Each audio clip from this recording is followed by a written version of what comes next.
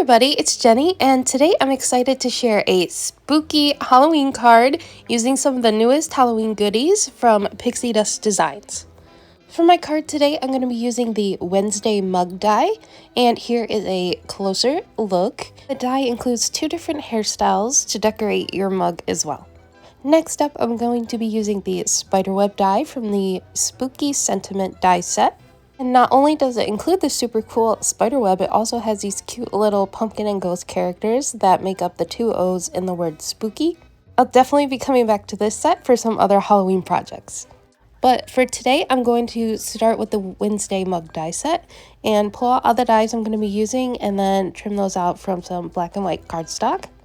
Once I have my base piece trimmed out, I can go ahead and start adding some color using some Distress Oxides, and I'm going to use the color Tattered Rose.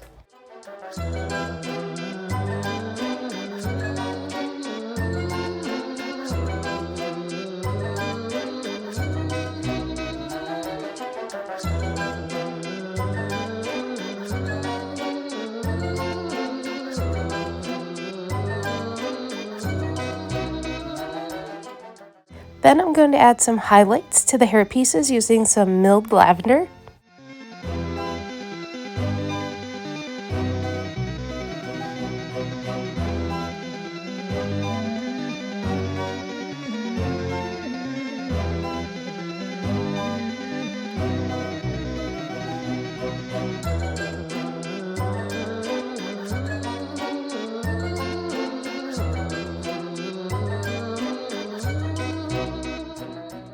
Once my inking is all done, I can go ahead and start assembling the face of my mug.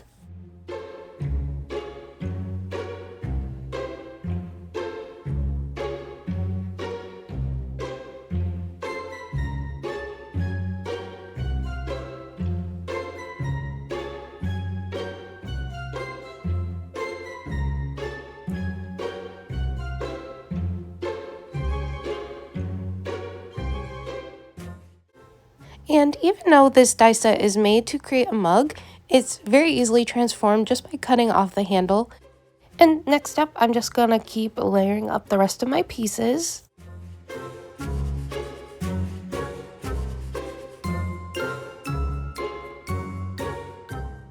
And because I cut the base layer twice, I'm going to be able to trim off the collar and then go ahead and just layer that onto my inked piece.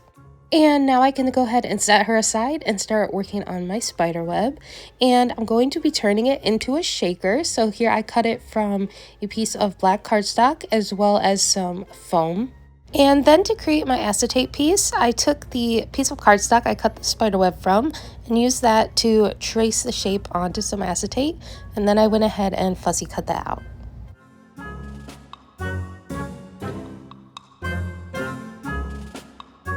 For the inside of my spider web, I wanted half to be made up of colors and half to be gray. So see here, those are all the different ones that I cut out in order to paper piece this back in. I just glued the spider web to some scrap cardstock and used some repositional glue to add my pieces so that they stayed in place while I decided on the placement of each of the colors. Next up, I brought in a piece of pattern cardstock from my stash and I went ahead and trimmed that to an A2 size panel. And then I'm just assembling the rest of my die cut girl here.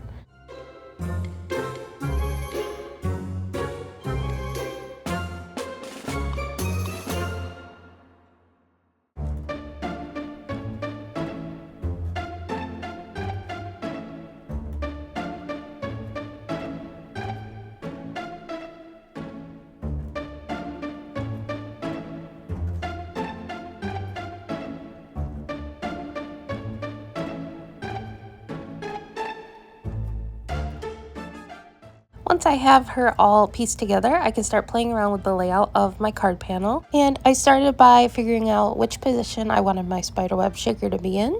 And because there are so many pieces that I'm going to be paper piecing inside the spiderweb, I just went ahead and die cut an additional spiderweb from black cardstock and just glued that down to the panel first. Then I can go ahead and start gluing in all of the inside pieces.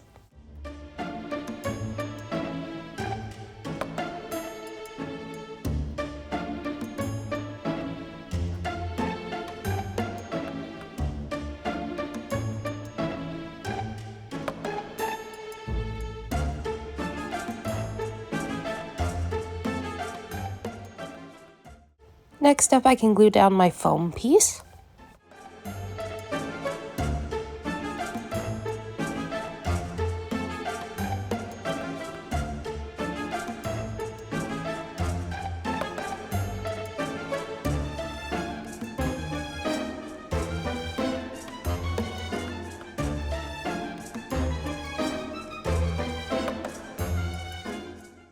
I wanted the spider web to resemble a stained glass window, so I'm going to be using some tiny little clear seed beads and just really filling in each of those spaces. Except for the ones that would be covered by my die cut, I didn't even bother filling those in.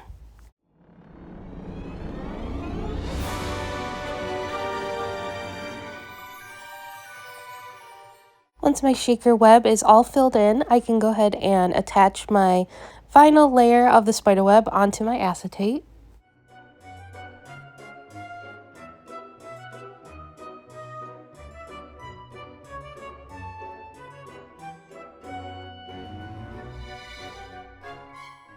And before attaching that, I just used a bone folder to make sure all the little bits were attached with glue.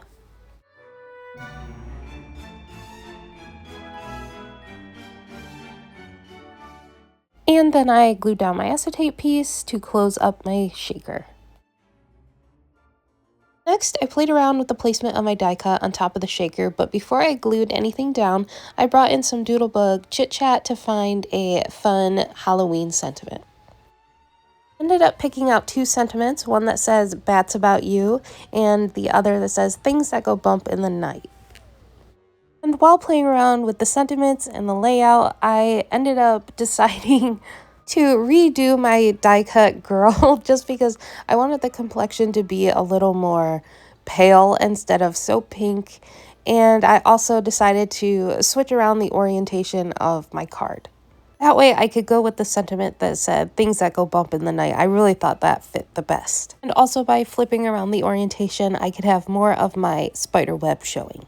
I'm going to use some more foam pieces to make sure everything is nice and level across my card front, and then I can just glue everything down.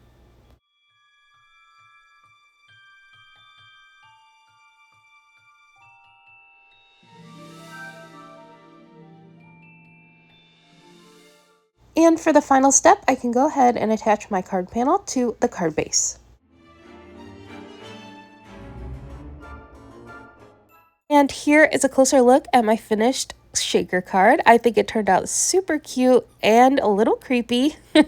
I really love the versatility of each of these die sets on their own as well as together, and I can't wait to make some more things using them.